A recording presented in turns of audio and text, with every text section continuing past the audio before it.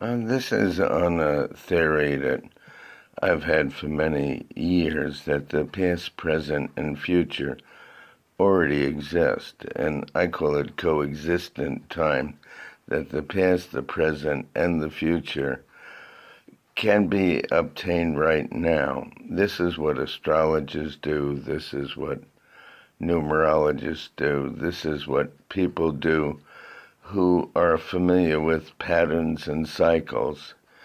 And whether it's done by astrology, numerology, astronumerology, and it's the basis of a lot of metaphysical thinking. When somebody sets up a chart for somebody, whatever the chart may be, like I said, astrology, numerology, whether you use the abracadabra with the name in a backwards inverted triangle,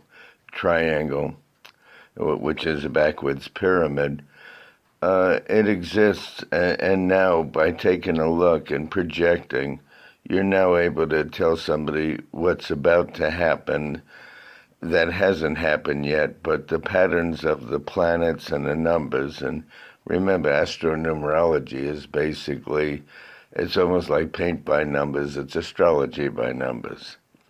And these things have existed for so many thousands of years that its existence is really confirmed by the fact that it survived all this time. It was done since the days of the pyramids. So I call it coexistent time, and even the scientists today are talking about bending time and how they can go back in the past perhaps and into the future.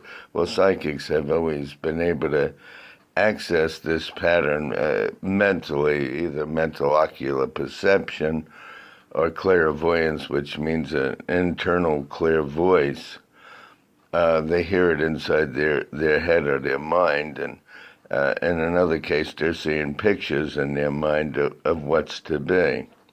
But when you follow a pattern with numbers, and what's good with like astronumerology, it shows you the pattern to come, and it almost screams out to you, don't look there, because most people are looking at exactly what's happening now. They're not really looking or projecting into the future. And astronumerology says, don't look here, look over here. This is where the action is happening.